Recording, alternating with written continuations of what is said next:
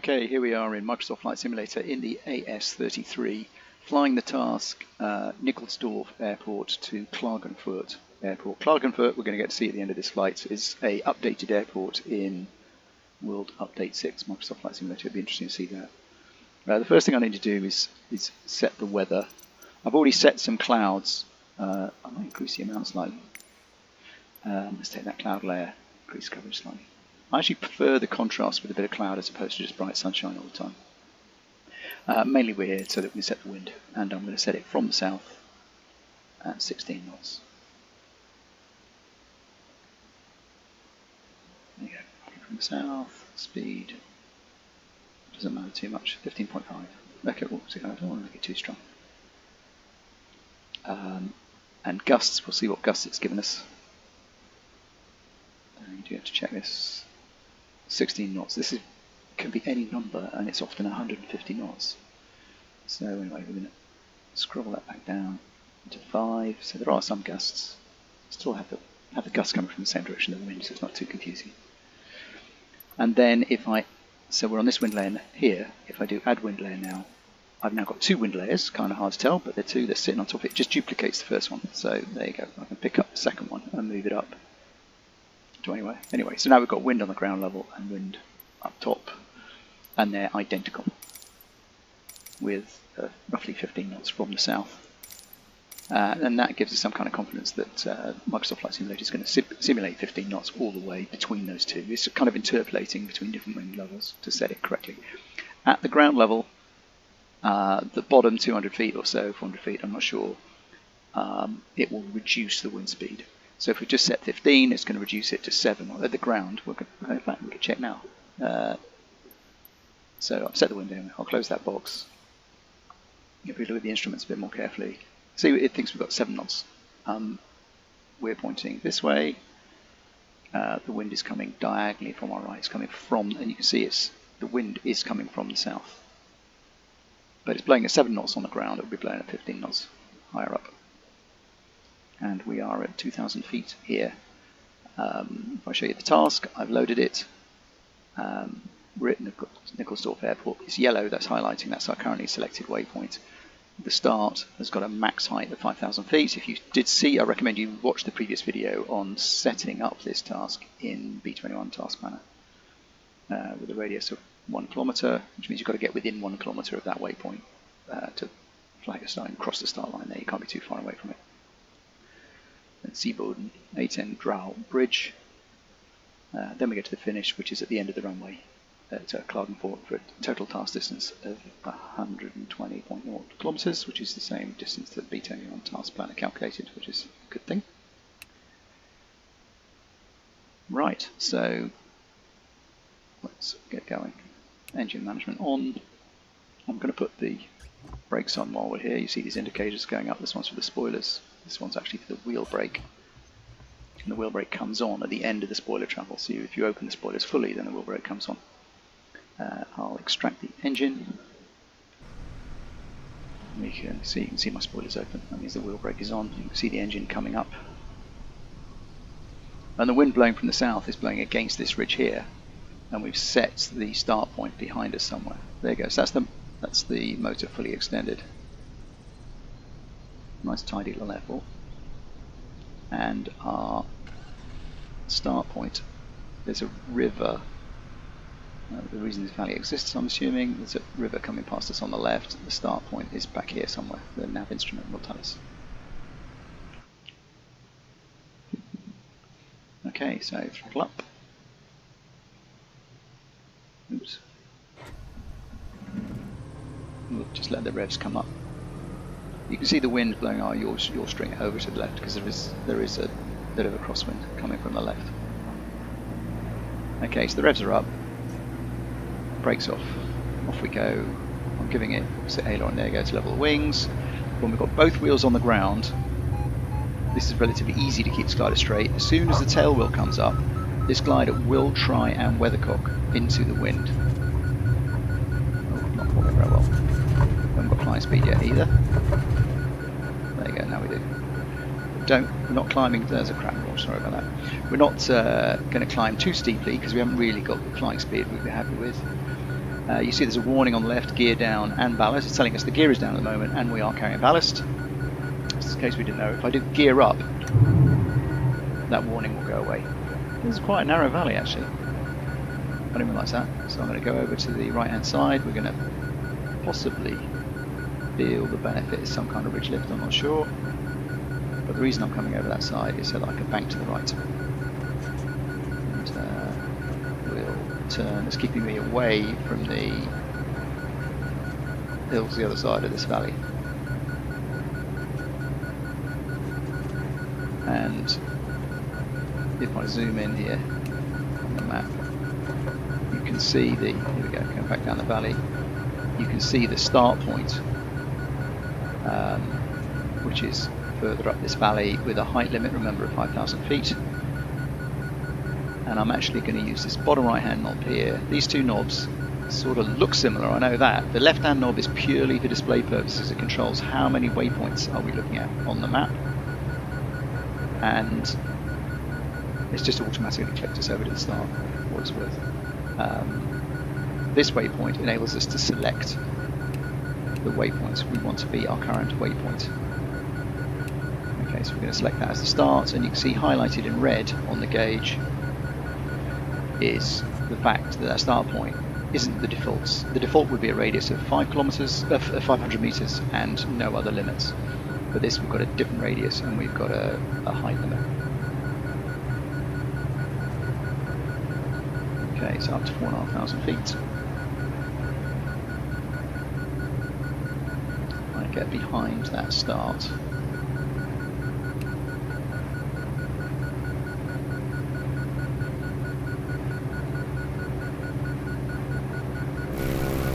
Around. Pretty valley, beautiful scenery.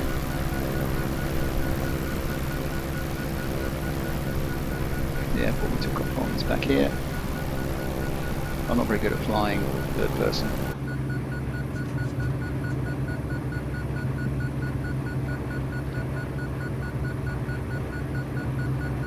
I think this is great scenery, and SO have done a very good job on it. This itself, the digital elevation model has been updated in World Update 6. As has Klagenfurt Airport, which is where we're flying to, so I thought it'd be a good idea to go and have a look at it.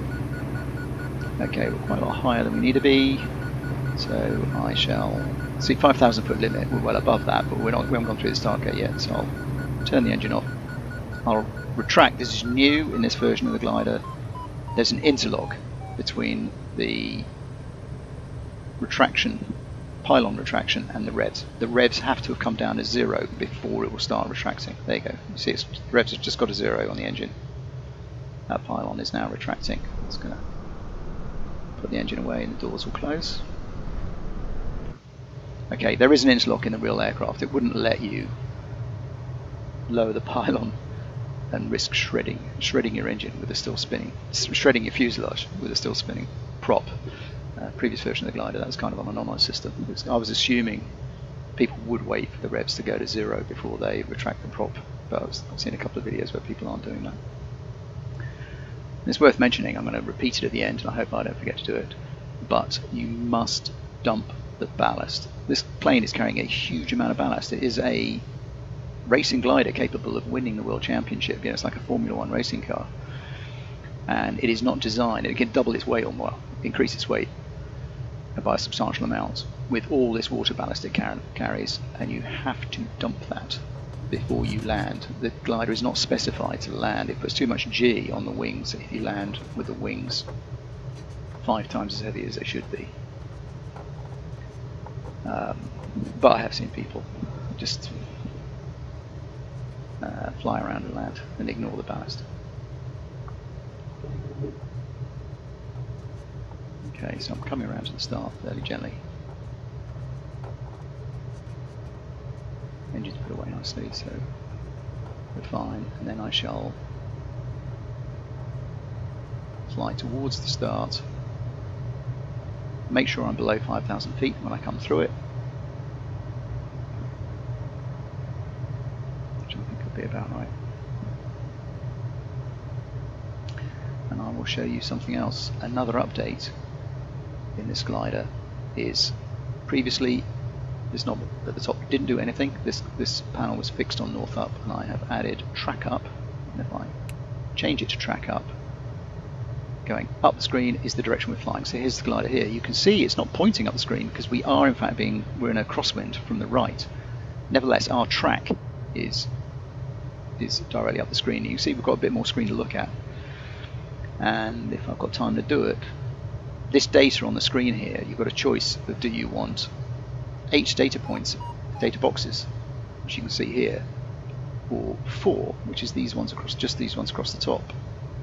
And I shall change it in settings. I've got to do this reasonably quickly. See where it says current waypoint nav boxes. Do you want 4 or 8? I'm going to say I want 4. So I'll click to select that and turn that off. See, now I've only got 4 boxes here. 1, 2, 3, 4. Which is the most important one. Is that's our arrival height. -11 says we've got an 11 knot headwind. Right, we're about to start, and I'm too high. This is going to give me a warning. Ooh, I've just made it. 4,949 feet. Okay, so we're off, and I'm still doing track up, and that is the reason why I've tried to minimize the amount of space we need for the data down the bottom here. So we've got as much space up here for the map, and we're flying track up now, so north is swinging around. Awesome. So here we are, picking up ridge lift already over here. And I have no idea what height ultimately we're going to need. This calculation, it's already clicked over automatically to the next turn point. So we went through the start. It changed from the start waypoint to, if you can read that, Seeboden, which is a lake, or it's a town on a lake. Seeboden, I'm assuming, means on the shore. I'm not flying too fast because I'm actually gaining some altitude. You can see me successfully doing that. And this Netto instrument, okay, I'll talk about the Netto instrument. It's just telling us what the air is doing outside the glider. It's doing that by a complicated calculation of what's the glider doing and what would it be doing. There's an entire model that says what would this glider be doing in still air, because that's a fixed thing. It's carrying a certain amount of ballast, it's flying at a certain speed, it's in let's say it's in still air, it knows it would be sinking at a certain rate, but it's not. It is in fact going up. So it says, therefore that can only be because the air outside is going up, and it knows by how much. So for that to be the cause. So this needle is extremely sensitive, and it's a complicated calculation.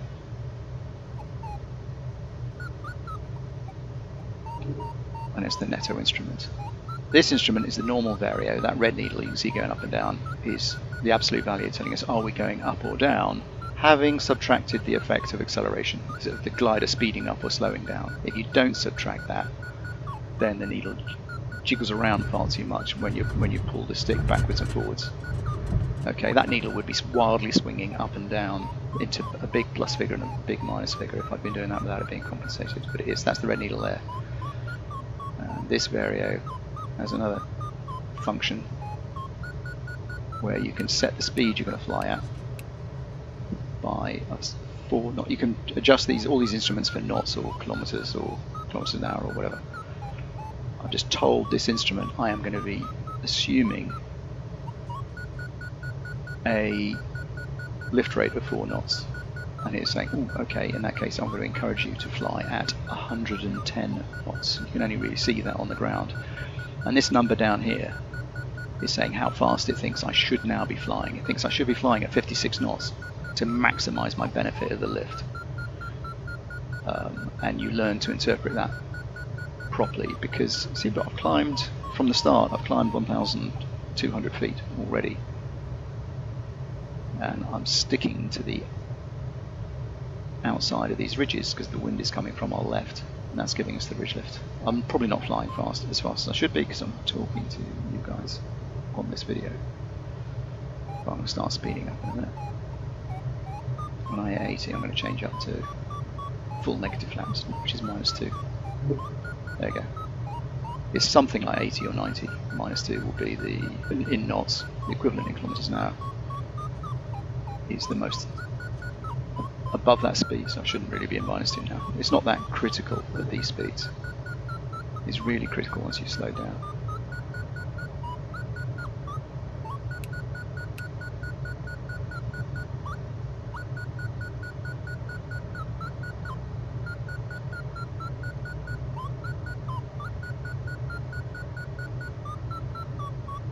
Okay, speeding up, I'm going to put in some trim.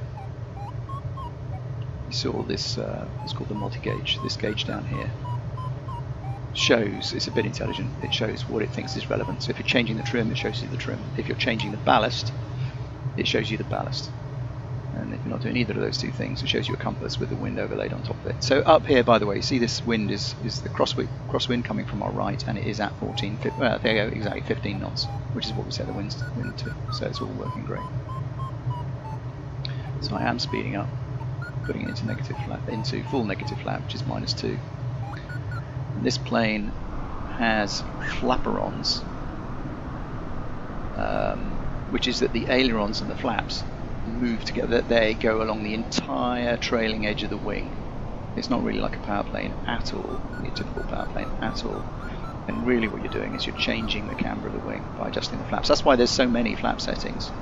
And it goes from this trailing edge, very narrow trailing edge flap, tilting up, which is the negative flap settings, or tilting down, positive flap settings, which is all to optimize your lift drag ratio when you're flying, and you just get used to the speeds. If you're flying fast, it's negative flap. If you're flying slow, it's positive flap. And then when you come into land, these change into a different configuration, and the flaps come right down, because you do need then high lift, high drag, which you don't normally need when you're flying normally at all, ever. But the ailerons kick back up to give you better aileron control. Okay, so they're flaperons for most of the time, but then they stop being flaperons when you go into landing flap. So all that to a custom design in Microsoft Flight Simulator. Normal Microsoft Flight Simulator flaps can't do that.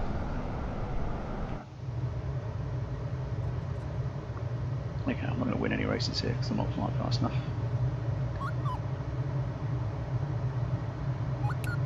Zooming out. There you go, there's Z-Boden up here. We should get there okay. We'll put it this way, we're going to definitely get there okay. I'm an idiot if we don't make that.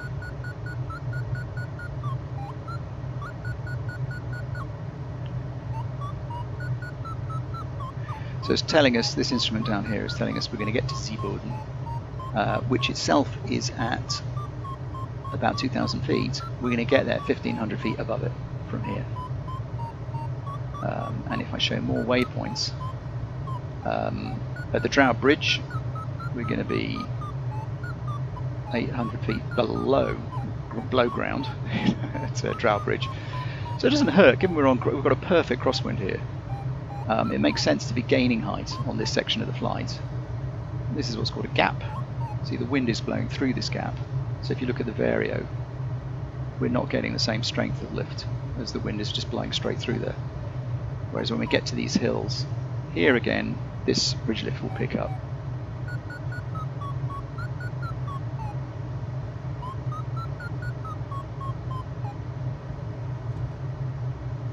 We're doing fine. I mean, flying along at 90 knots is a perfectly reasonable way of getting around.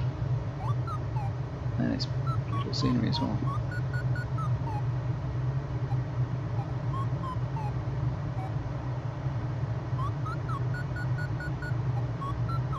See, so on average, this lift is now a hell of a lot better than it was a second ago as we're going through that gap.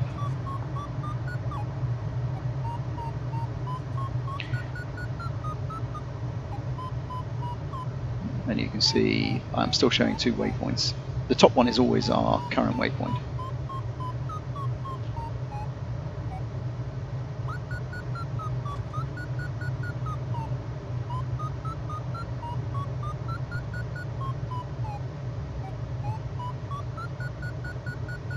But not only are we gaining height relative to Z-Boden, which is a good thing, we're going to be able to reach the A10 bridge over the river, which is great if we want to land on the bridge, which we don't. So you know, at least we'll be positive altitude above it in a straight glide, but we'll want to gain plenty of height before that. And then the next waypoint down, oops, let's go there. is this is all the way to the finish. So we've got 3,000 feet to gain, and then we'll have a straight glide to the finish. And here you go. So again, I should speed up here because we're not expecting the ridge lift to be as good. As I cross this gap, you can see from this instrument the wind is coming from our right. It's just blowing across here. There you go.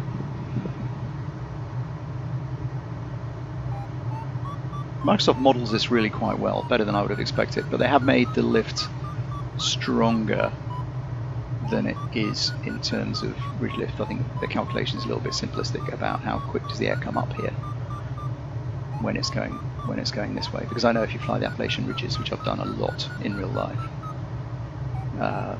you'd set the wind lower. You know, setting 15 knots will give you great ridge lift on the Appalachian ridges, whereas in reality you'd want the wind to be a bit stronger for the best lift.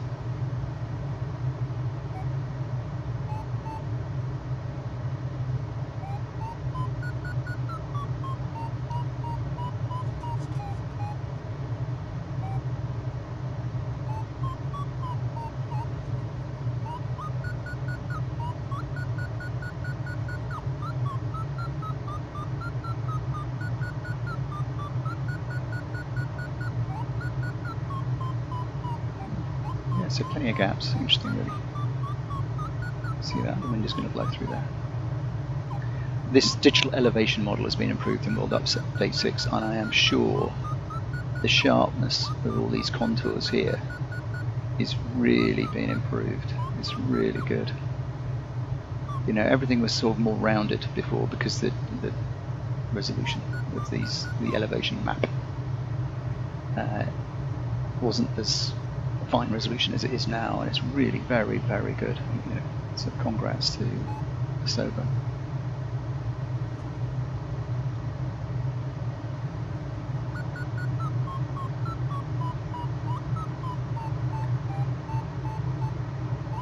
I'm not sure what exactly we're looking at down there.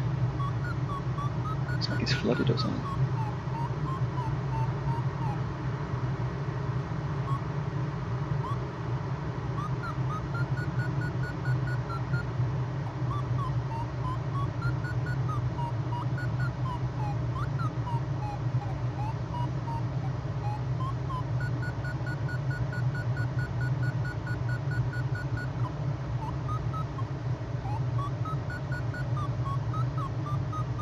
I'm assuming this ridge or mountain range we're flying along is going to be the best part of the flight, so I'm doing a reasonable job of gaining height as I fly along it. So we're up to, what, 7,200 feet, so that's a 2,200 height gain from when we started even.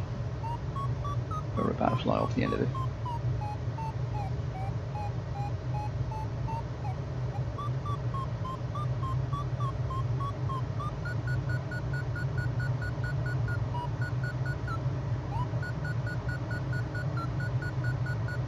And in real life, when you're looking at this kind of thing, first of all, it's completely legit to buzz hike. Well, as far as the glider pilots are concerned, anyway, you can buzz hikers when you see them walking along, and it's always a bit funny because they will have definitely got up there the hard way. You know, when you look at these really steep, winding paths that the guy's about to walk up.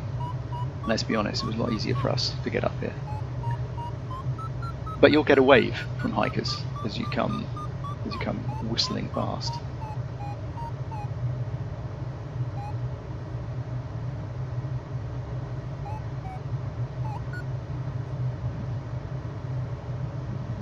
And I hope so. I'm still running this GPS with track up, which means it's not quite so easy to see. We've got tailwind, so we've gradually turned north. I haven't been paying attention really as we've followed the line of hills. I'll give it a go and just fly. So I'm going to get to the waypoint at about 6,000 feet, 4,000 feet above it.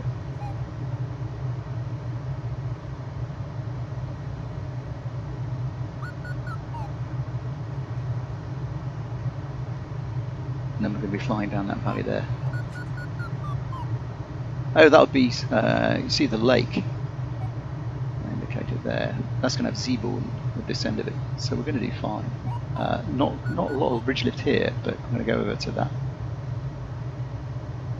I think I should go over here, pick up a little bit of lift before I head that way.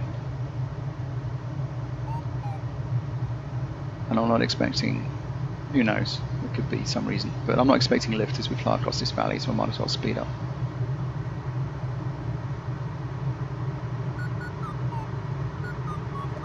Ooh, lift. Typical.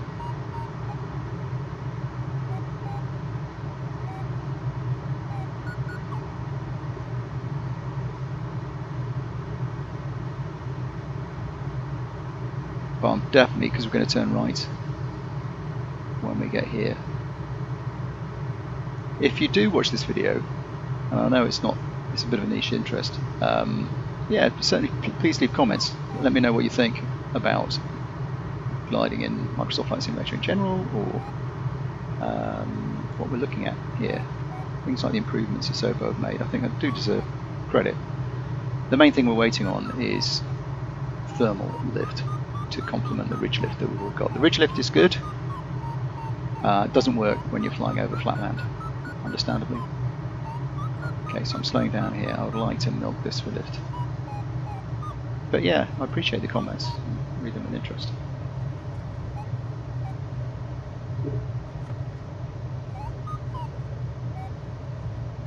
Okay, I absolutely guarantee we're going to get lift here.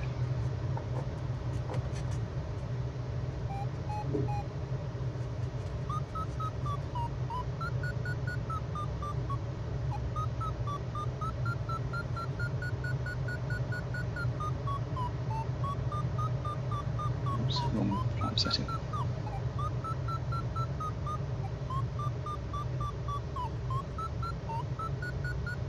If you've been keeping your eye on the numbers that are at the bottom of the nav panel, you can see we've gradually been making more and more height. It doesn't necessarily mean we're gaining height in absolute terms, it just means relative to what we're going to arrive at the waypoints. Because obviously we're making progress towards the waypoint at the same time.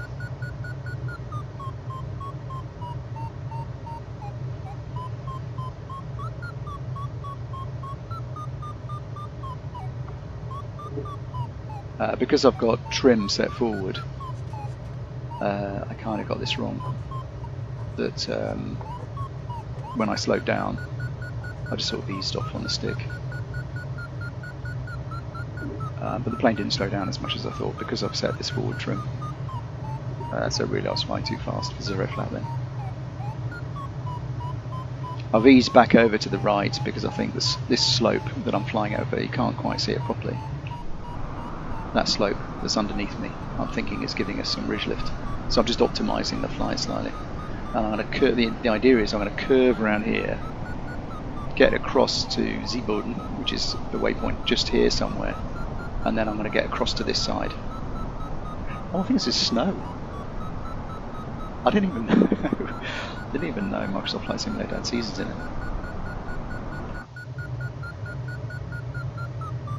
There you go, you see, so we have benefited from ridge lift by moving back out to the right here.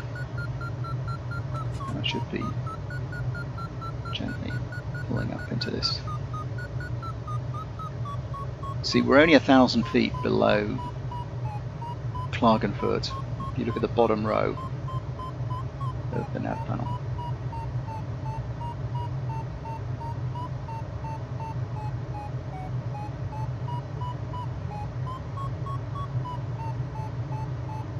And to sim pilots, 90 miles and the 90 knots, I don't know, feels slow. And that is because there's a huge tendency to set the weather conditions really strong for soaring, like every day is soaring heaven. So we're all used to flying around at, 120 knots everywhere we go. And real soaring isn't really like that. You spend time scraping for lift somewhere on most flights, and that's the bit that costs you the race. If you're slow and you're circling, trying to gain some height, whereas most soaring flights, including Condor, the conditions have been set such that you can belt around the task really fast. Even this task has been designed so that we've got ridge lift all the way around it. Now I know we've got a 500 meter radius to play with this waypoint. I'm pleased it's slightly off to our left, not to our right. So that means I'm slightly upwind. Then I've got the wind blowing us sideways, but at least it's blowing us sideways the right way. You see, I've definitely sped up here. I don't see any particular reason for ridge lift where we are, although Microsoft is quite generous with it. So we're going to go through this waypoint, and then I'm going to go over that ridge on the left-hand side. You can see we've lost height. We had the finish, which is the end of overspeed. The end of the Klagenfurt runway was 1,000 feet beneath us, and now it's 1,200 feet beneath us. Sorry, we'll land 1,200 feet beneath it, which isn't really going to work. So we've lost a bit of height relative to the airport, but we're going to gain it because we are definitely going to get ridge lift somewhere on the way back. Did I just... Oh no, I went through the waypoint, wasn't paying attention. I can double check that by looking at the task. It should say OK. Yeah, there you go. Z button, OK. I wasn't paying attention, but I can see that the nav panel clicked over, so I was quietly confident.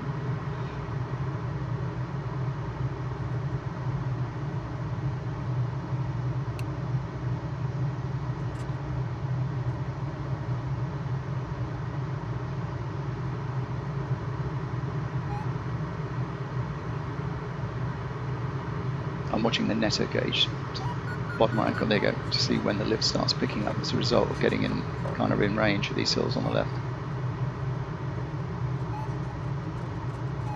And we're going to start gaining height now. Just gaining energy. It doesn't necessarily mean we're going up. It just means we're coming down less than the glide slope needed to get to Klagenfurt.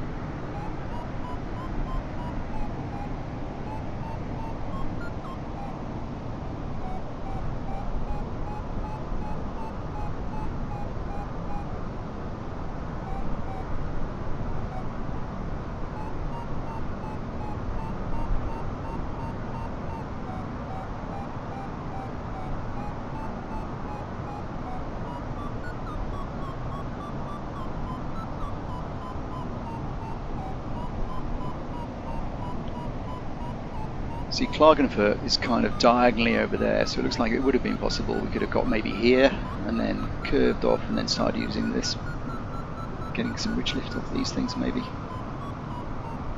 But adding this waypoint on the motorway crossing the river down here, the highway crossing the river, just kind of helps people find this time to go the same way, so the times will be more comparable if you're comparing your flight with somebody else's.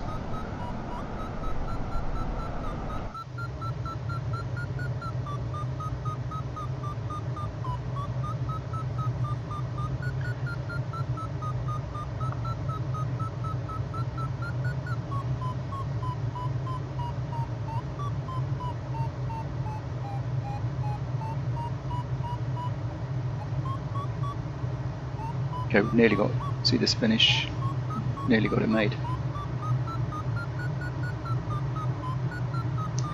And we've got 59 kilometers to go.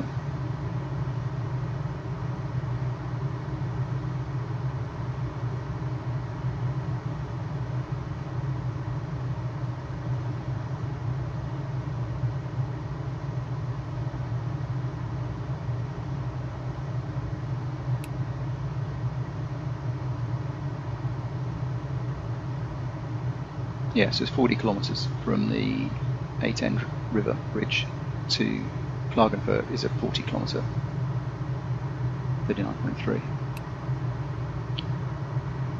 So these distances are cumulative, just to be clear.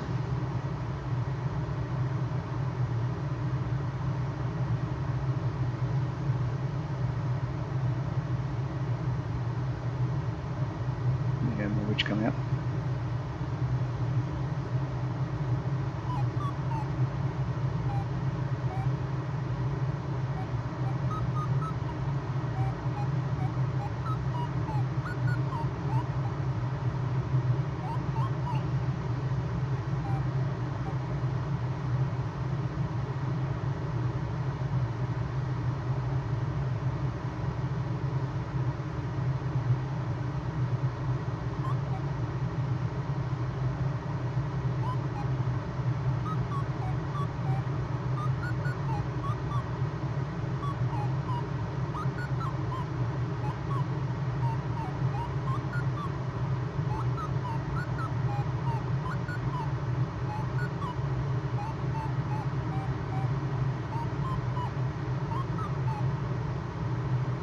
So at this rate, I've got to find zoom out here. I've got a couple of options on this leg, whereas previously I was suggesting I might take a sort of route that keeps me on the ridge lift. I might be able to fly straight to, because I'm already above Klagenfurt in terms of glide. Well, I was a second ago. I might be able to, I'll be going over higher ground, but I might be able to go straight there.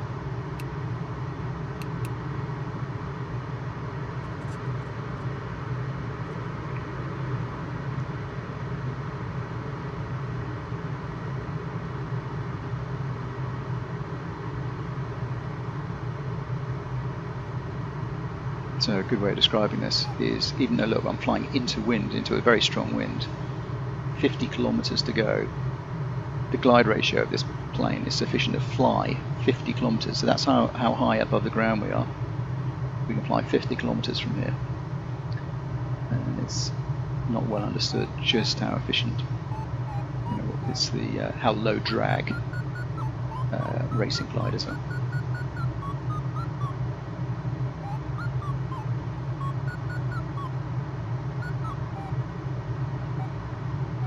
So you can see we're at 6,000 feet. We are actually gradually coming down, that's the whole idea. We're losing height.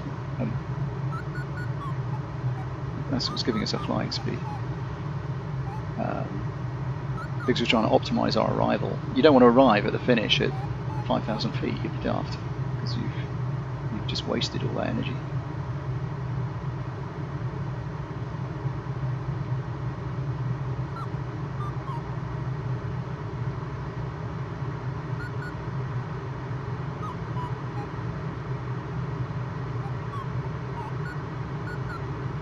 And I think I can afford to take a slight risk here. I'm going to fly straight to Klagenfurt, because that lake, you'll see it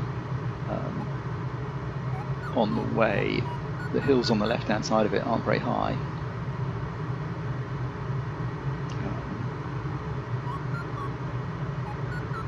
But I think I'll give it something if we need it.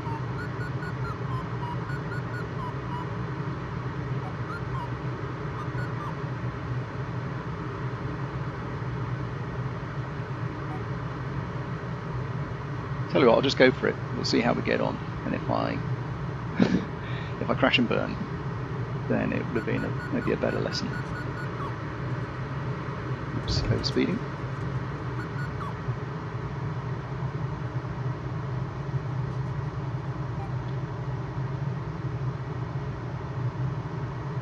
I'm flying towards that 500 meter radius with the next waypoint.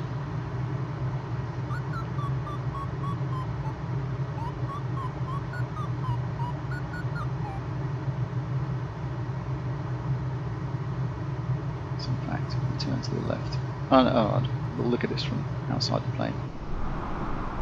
We shall break your immersion. There you go, there's the bridge. So that's our actual waypoint.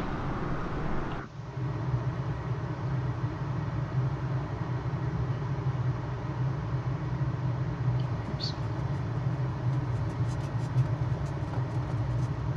Oh, hang on. Oh no, it's clicked over. I wasn't watching as I looked around outside, so it's directing us to the finish. I thought I'd missed that waypoint. It's the chaos. We're 300 feet above Klagenfurt. with that lake I was talking about on our left. See this lake? And it's got hills on the left-hand side of it. If that's the right lake. I might be looking at the wrong lake.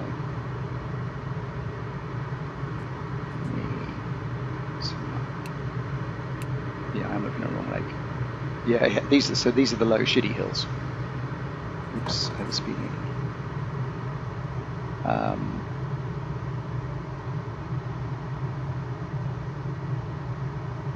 See, the safe thing to do would be to fly along here, get the ridge lift that's lifting us up.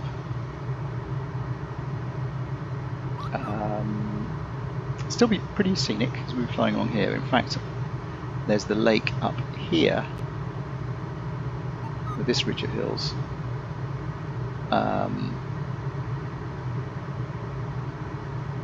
To get us to the finish, we're 260 feet above the finish. The finish is simply the end of the runway.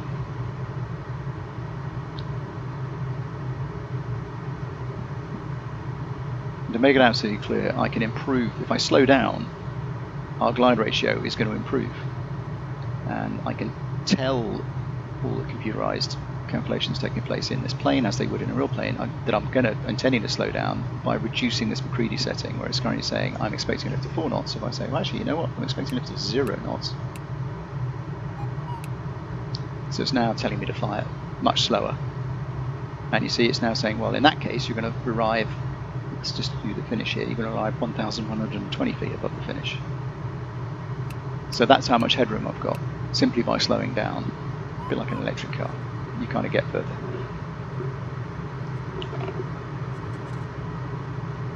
So we're good to go. Maybe our vulnerability is whether there's high ground in front of us, but we can just follow this lake, which I'm assuming isn't high.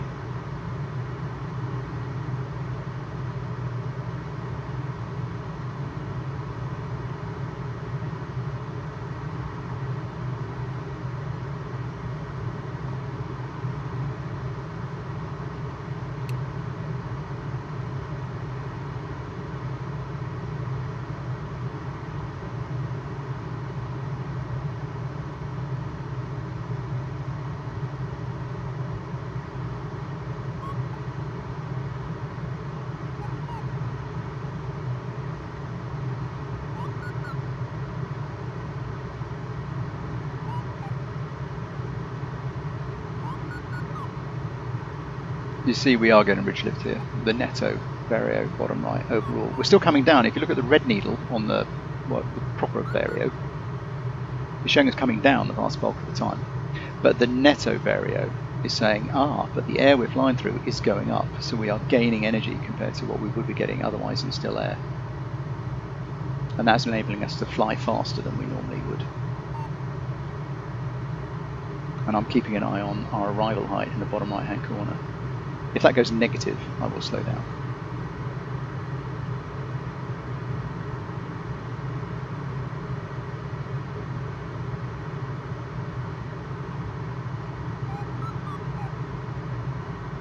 See the netto vario though, it's giving us slightly rising air pretty much most of the time.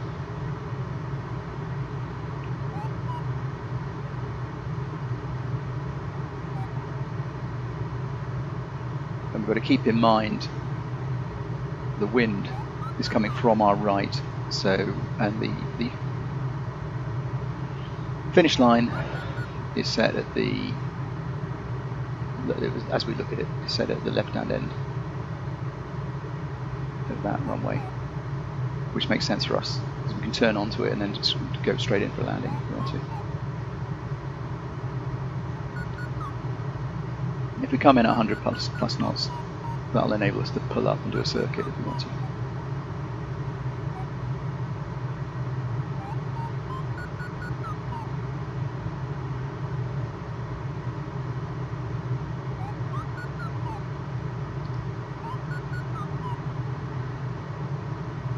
I'm going to pick some random figure to start dumping the ballast. I'm going to pick 17.5 kilometers to go, so you've got 17.8.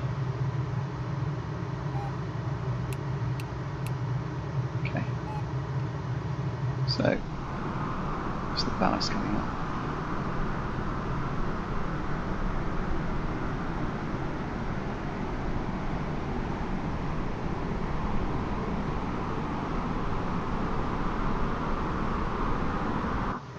Oops, overspeed.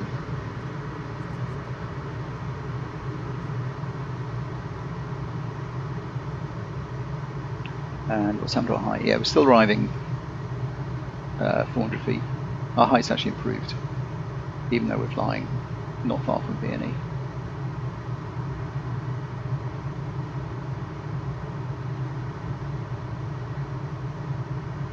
Let's see what North Hub looks like.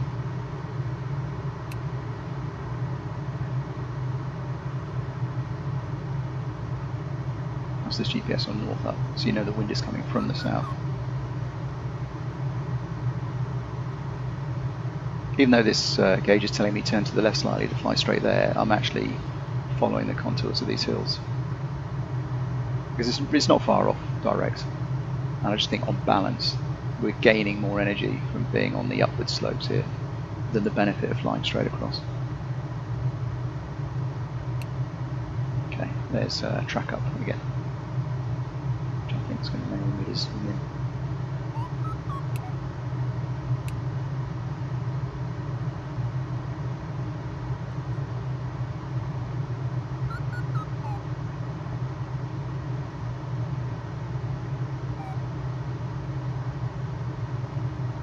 Okay, so the tail tank stopped dumping because that has to empty first. See, there's no ballast coming out of the tail tank now.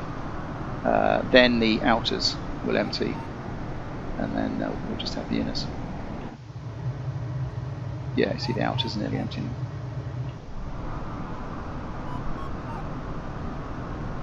You'll see these outer tanks stop dumping because they're emptied. There you go. The plane is getting a lot lighter. I can feel it.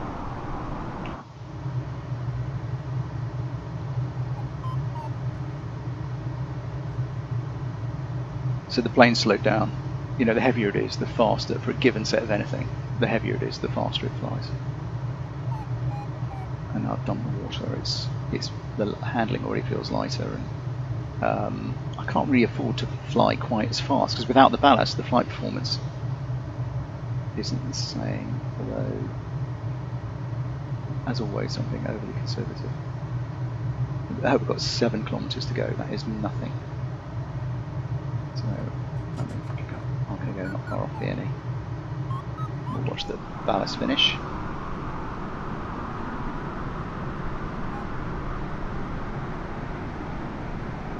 So we're still dumping, but can't be long.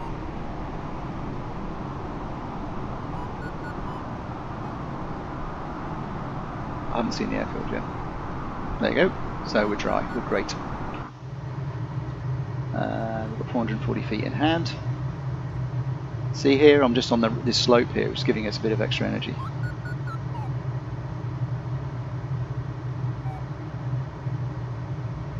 You see the finish line marked on the map.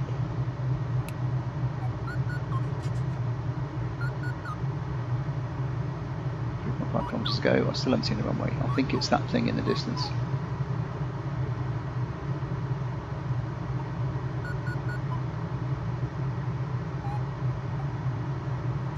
Oh look, there's a there's a 737 or something coming, or an A320. Might fly fast, didn't we?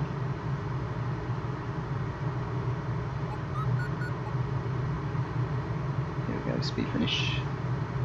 Still not BNE though. I'm quite pleased with that. This is about to come up and say good finish.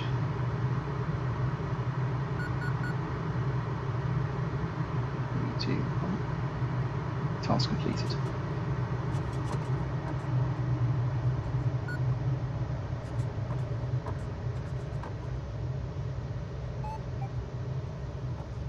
There we go.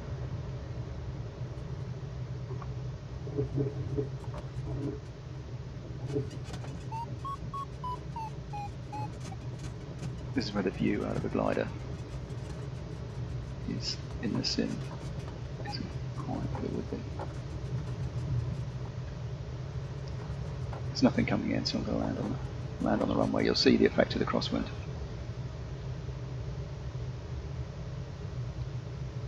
Gear down. Water undercarriage flaps.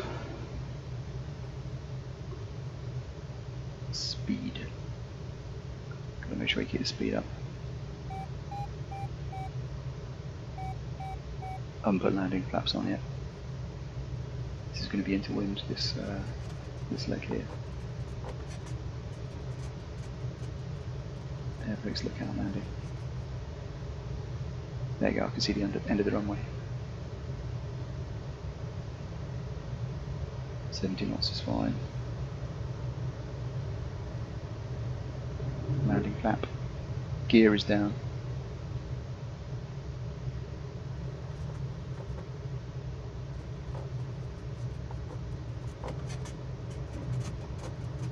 Do the decent thing and land on the grass. But I won't.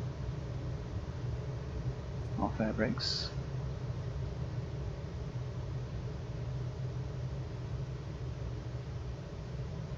Crosswind coming in from my right. I'm keeping the speed up.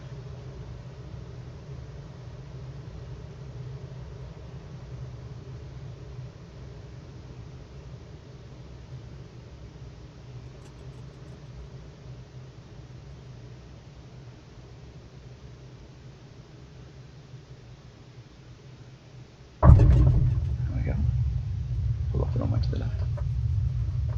Put the air brakes away. Keep wings level.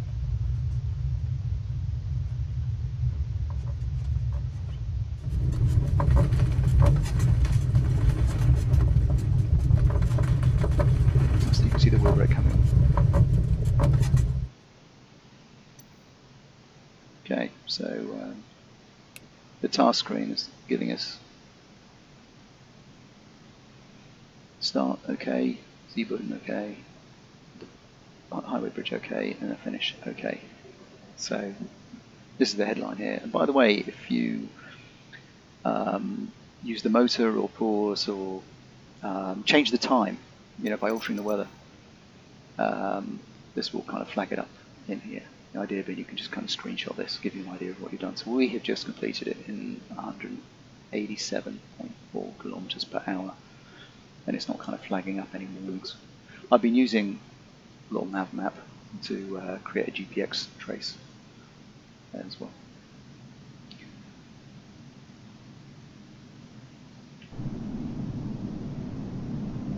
It's all good. This is the new Klagenfurt. We didn't really have much time to look at it, did we? Oh, there's a free upgrade to Microsoft Flight Simulator. Looks good to me.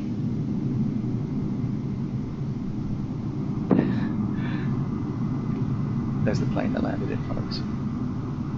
Alright, thanks for watching, and leave comments, I'm interested, but thanks for watching.